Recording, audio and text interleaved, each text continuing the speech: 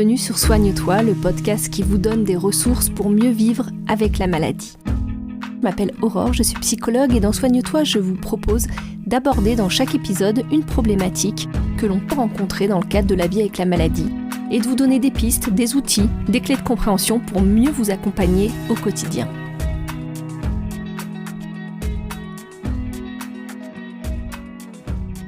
Bonjour à tous, je suis ravie de vous retrouver pour ce 24e épisode de Soigne-toi. Dans le dernier épisode, dans le 23e épisode, nous avions parlé de comment mieux faire face aux émotions intenses qui peuvent nous submerger quelquefois avec la maladie et d'où celles-ci pouvaient provenir dans le cadre de la vie avec une maladie chronique. Aujourd'hui, on va élargir un petit peu le champ de vision, si je peux parler ainsi, parce qu'on va parler des sensations intenses, mais on va englober aussi bien les émotions, les symptômes, les pensées obsédantes. Grosso modo, on va parler de tout ce qui fait le cœur de la vie avec une maladie chronique dès lors qu'elle est fortement invalidante et de tout ce cocktail détonnant qui va créer une espèce de tempête physique, émotionnelle, psychologique qui fait que quelquefois on n'arrive plus à faire face. Et surtout, on va parler des situations où cette tempête dure dans le temps. Parce que jusqu'à présent, je vous avais parlé plusieurs fois dans les vidéos sur la chaîne YouTube de comment faire face aux moments difficiles, de comment faire face aux émotions intenses, mais c'était toujours dans l'optique finalement d'une certaine modulation. Avec cette idée qu'on parle de moments difficiles parce que quelquefois il y a des moments plus faciles, plus légers, moins lourds on va dire en symptômes, des moments où on peut quand même évoluer dans la vie de manière un petit peu plus légère. Et aujourd'hui, j'ai décidé d'aborder un thème que j'avais pas abordé jusqu'à présent, c'est que faire quand on est dans une situation où finalement cette tempête est toujours en train de se déchaîner, où on voit plus vraiment, voire plus jamais de ciel bleu, et où on vit tous les jours avec des symptômes écrasants, avec des émotions intenses, et où on n'arrive plus à faire face tout simplement. Parce que si vous vivez avec une maladie chronique invalidante, je pense que vous voyez exactement de quoi je parle, du fait que peut-être vous avez essayé plusieurs choses, peut-être vous avez essayé de suivre certains conseils, mais à un moment donné, quand la maladie prend tellement de place, devient tellement invalidante, elle bloque tout.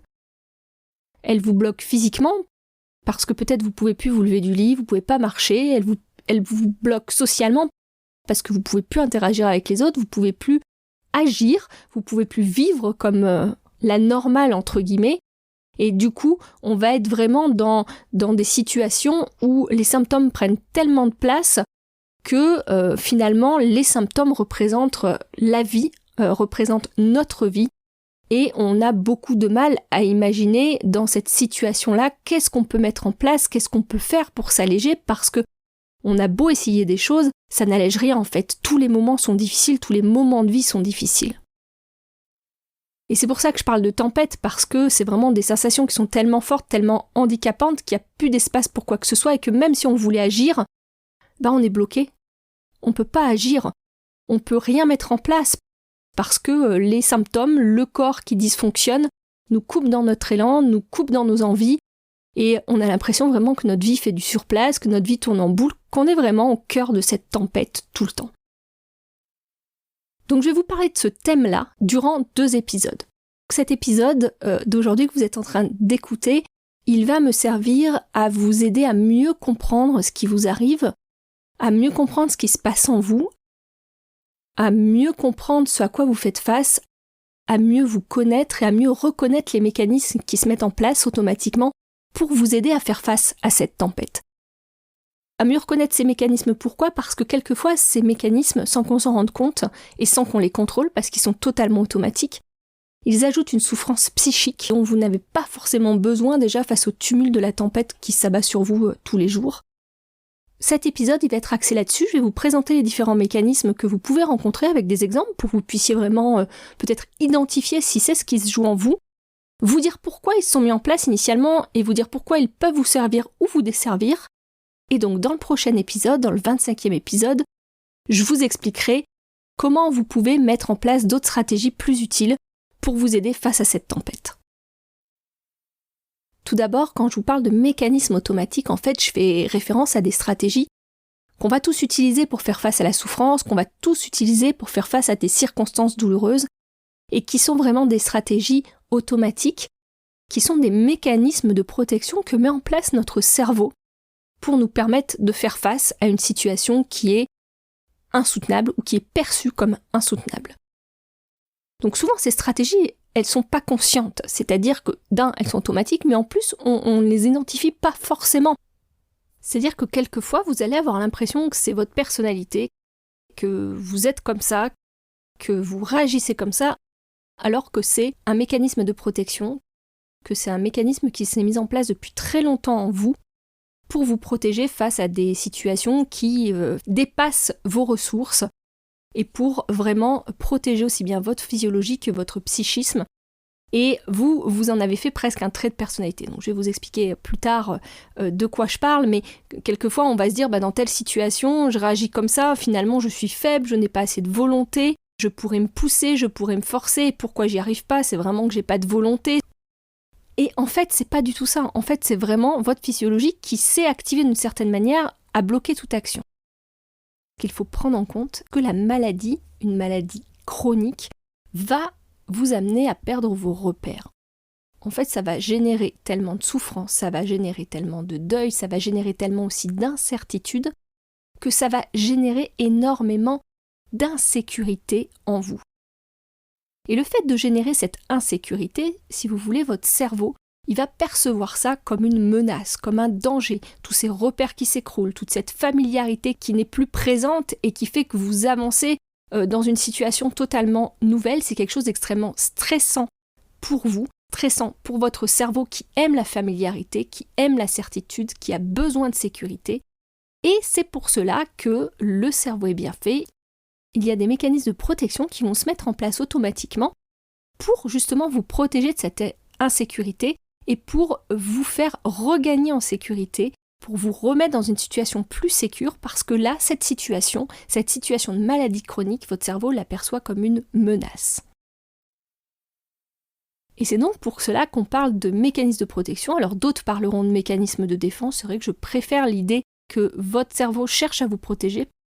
Quand je parle de cerveau, je parle bien de la partie la plus primitive de notre cerveau, qui est bien faite, qui a pour mission principale notre survie physique, qui gère tout en automatique, qui va vraiment gérer le maintien de notre intégrité physique, que ce soit via le système nerveux autonome, ou notre intégrité aussi psychique, qui va nous permettre justement de mieux réguler toutes nos fonctions physiologiques, toutes nos fonctions neurologiques, qui va faire des choix automatiques, sur lesquels on n'a pas forcément la main mise, et qui va justement, quand en situation où il se sent menacé, mettre en place des stratégies pour qu'on regagne finalement ce socle de sécurité qu'on a perdu, pour qu'on puisse continuer à être en vie malgré un événement qui ébranle ou qui a ébranlé toute notre vie.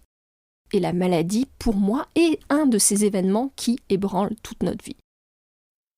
Et cette vieille partie du cerveau, elle n'a pas beaucoup, on va dire, de modulation, dans le sens où elle va utiliser toujours à peu près les mêmes types de mécanismes, puisque ces mécanismes sont médiés par notre système nerveux autonome, et elle va utiliser toujours à peu près les mêmes mécanismes, même si bien sûr, en fonction du degré de la menace qui est perçue, qu'elle soit réelle, qu'elle soit perçue, qu'elle soit petite, qu'elle soit grande, qu'au moment où vous êtes dans une situation où vous vous sentez dépassé, vous ayez beaucoup de ressources ou peu de ressources disponibles, ces mécanismes vont être sentis de manière plus ou moins forte, vont être inhibés et vont pouvoir être modulés par vous ou pas du tout, parce que ça sera complètement en dehors de votre volonté. Mais si vous voulez, le principe, c'est qu'on a toujours quand même les mêmes stratégies qui se mettent en place. Et pour moi, la première chose qui est vraiment importante, c'est de repérer ces mécanismes-là, de repérer ce qu'il se passe en vous au moment où ça se passe pour justement pouvoir mieux vous connaître et, entre guillemets, profiter, même si c'est un peu difficile de l'entendre et de le dire ainsi, mais de cette tempête pour finalement mieux se connaître et pour pouvoir, du coup, en se connaissant mieux, s'aider mieux dans un second temps.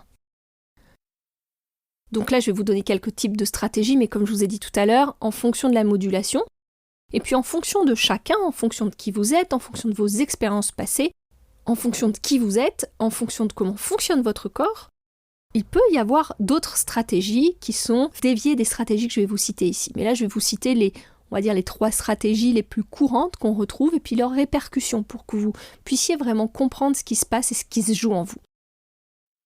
Premier mécanisme qu'on peut rencontrer, une des premières stratégies qu'on peut retrouver couramment face à la maladie, c'est de chercher à se rassurer, à regagner en sécurité, à s'apaiser en reprenant du contrôle sur la situation.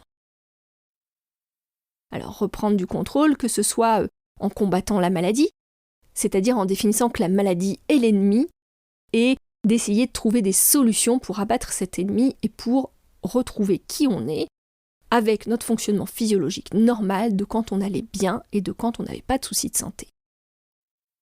Et c'est un peu cette stratégie, on va se lancer dans des recherches effrénées pour trouver la solution. Cette solution qui va stopper tous les symptômes, cette solution qui va faire que la souffrance va s'en aller et qui va faire qu'on va se sentir mieux durablement et guérir.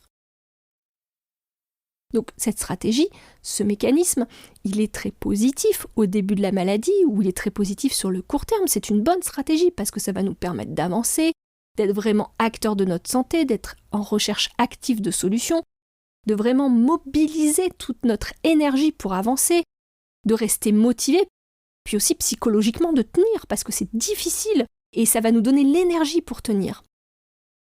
Le souci, c'est que cette stratégie, elle n'est pas faite pour durer sur le long terme. C'est-à-dire que sur le long terme, elle ne tient pas forcément. Alors, elle ne tient pas forcément. Peut-être que vous êtes depuis des années en recherche de solutions, peut-être que depuis des années, vous consultez tout un tas de médecins différents et à chaque fois, vous avez des nouvelles pistes et vous avez l'impression d'avancer. Alors, c'est pas en ce sens-là que je dis qu'elle ne tient pas sur le long terme, c'est dans le sens où à long terme, cette idée de combattre la maladie, cette idée qu'il faut mobiliser votre énergie contre la situation, va vous épuiser sans que vous en ayez conscience.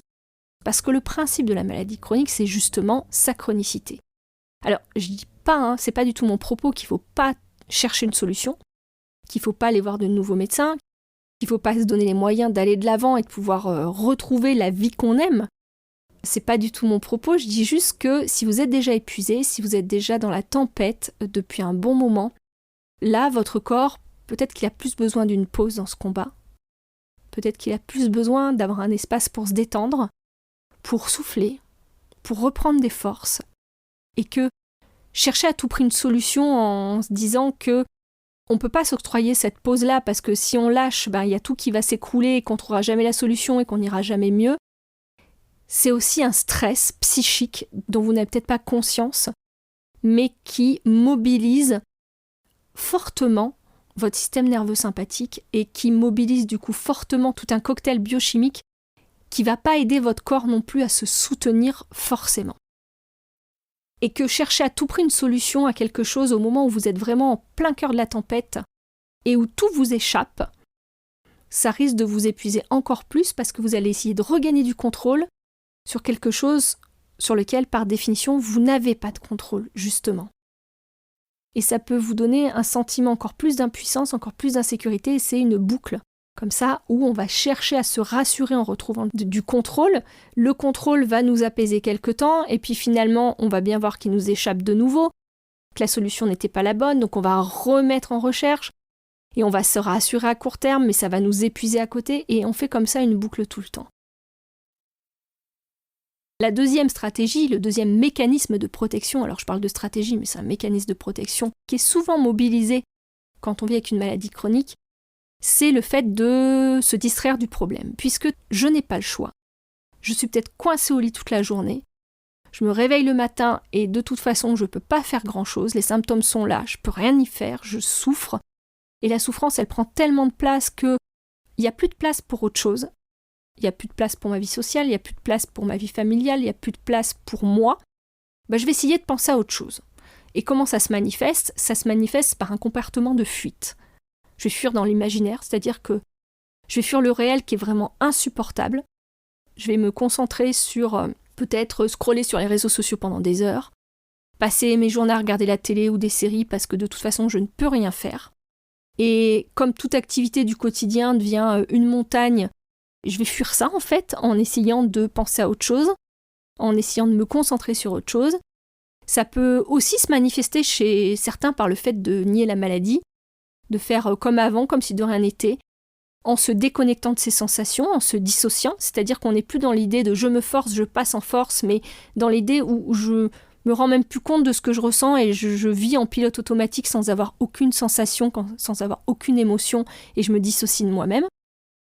Et ça, pareil, comme précédemment, initialement, ce mécanisme de protection sur le court terme, il est vraiment efficace. Parce que par exemple, pour une maladie aiguë, c'est la meilleure des solutions à faire finalement, puisque ça va permettre de reposer votre corps, ça va permettre de ne pas ajouter une charge de stress supplémentaire.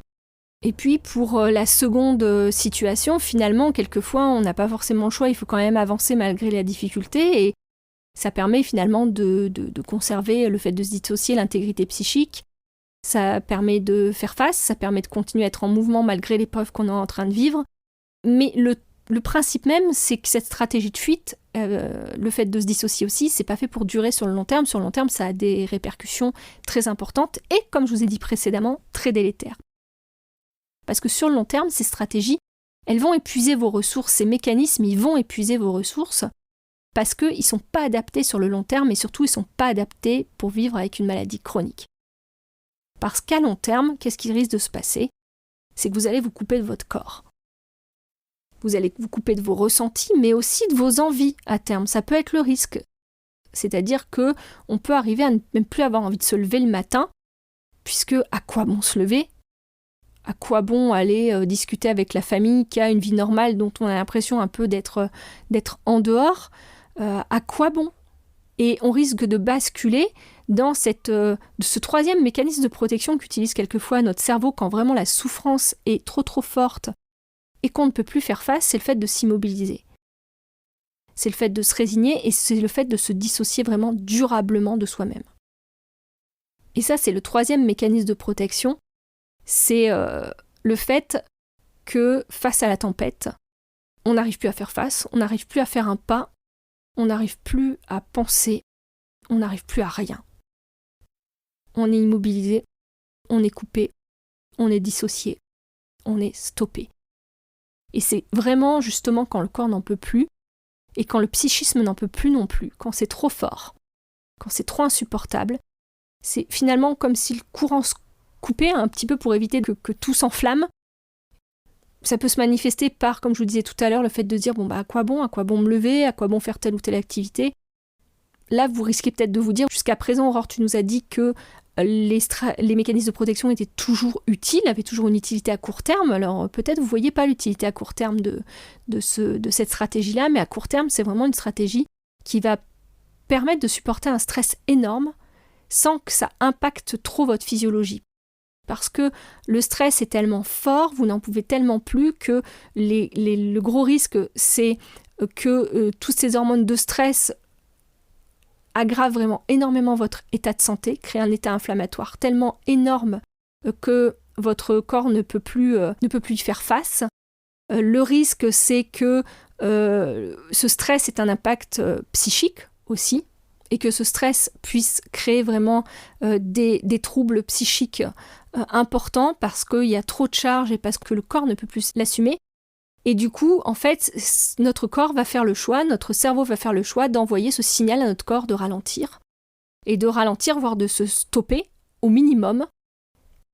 Donc sur le court terme, c'est une bonne stratégie parce que ça va stopper nos envies, nos capacités, nos possibilités pour nous éviter de rajouter une souffrance supplémentaire en nous poussant, en nous forçant.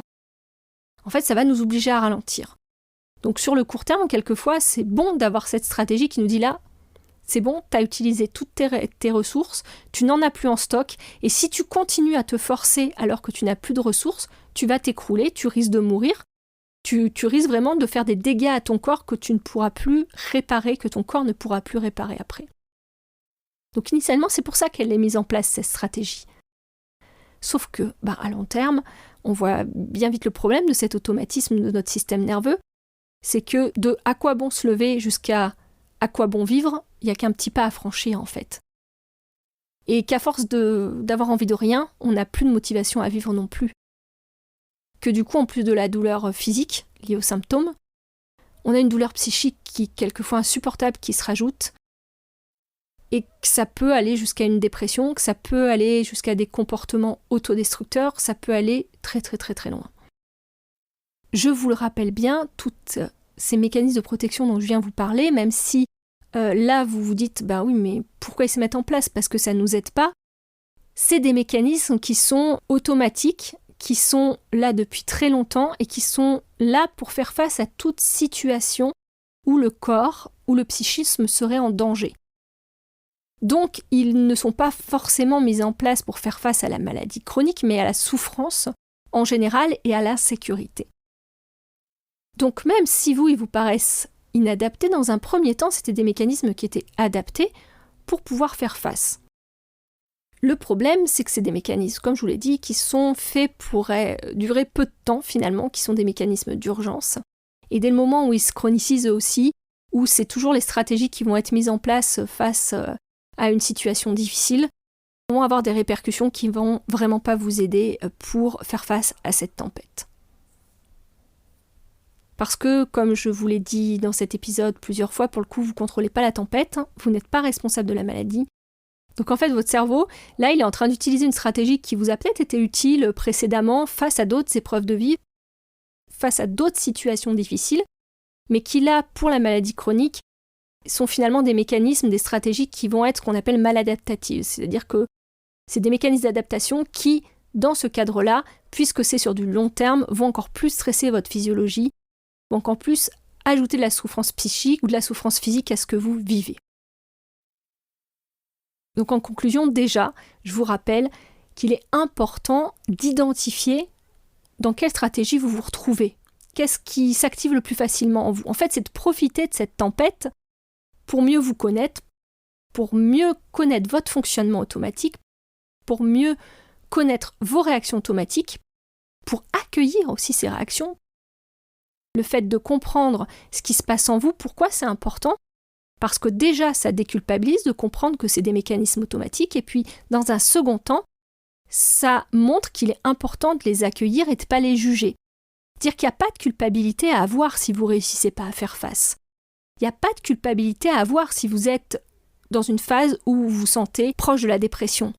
Il n'y a pas de culpabilité à avoir si vous avez peur et si vous êtes terrifié par cette situation et si vous n'arrivez plus à avancer, si vous êtes complètement immobilisé, paniqué par cette situation.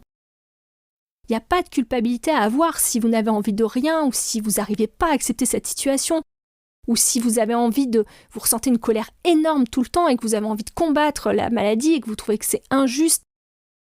Ne vous jugez pas. Ce n'est pas de votre faute, c'est normal. Enfin, c'est normal. Plutôt, il n'y a pas de norme finalement. Toutes ces réactions, elles sont biologiquement inscrites en vous pour se mettre en place quand il y a un danger ou quand il y a une menace. C'est en ça que je vous dis que c'est normal. Votre corps, il est en train de chercher un nouvel équilibre. Votre psyché aussi, face à une situation qui est nouvelle, même si ça fait peut-être des années que vous êtes malade, mais face à une situation qui n'est pas votre norme à vous et qui n'est pas ce sur quoi vous vous êtes construit, en attendant de trouver de nouveaux repères qui soient sécurisants pour vous, vous allez être ballotté dans tous les sens par la tempête. Et c'est normal, il ne faut pas vous juger, il ne faut pas juger vos réactions. On n'a pas de contrôle sur ce qui se passe dans notre corps.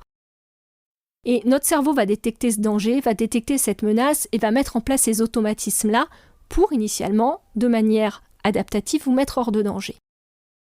Et quelquefois, le souci, c'est que c'est quelque chose de totalement mal adaptatif dans la maladie chronique et que ça va avoir un coût très élevé pour un bénéfice vraiment sur le court terme. Donc dans le prochain épisode, nous parlerons de comment faire face à cette tempête de manière plus sereine, nous parlerons de stratégies qui pourraient vous être plus utiles et surtout de comment les mettre en place, comment réussir à apaiser, à moduler ces réactions automatiques, à minimiser leur impact. On parlera vraiment de comment naviguer face à la tempête quand elle dure trop longtemps, et on évoquera des pistes comme ça pour s'accompagner au mieux dans cette période qui est totalement insécure pour vous et qui psychologiquement peut être très dévastatrice. De toute façon, on reparle tout ça très rapidement et d'ici là, prenez bien soin de vous et je vous souhaite une bonne fin d'année. Au revoir.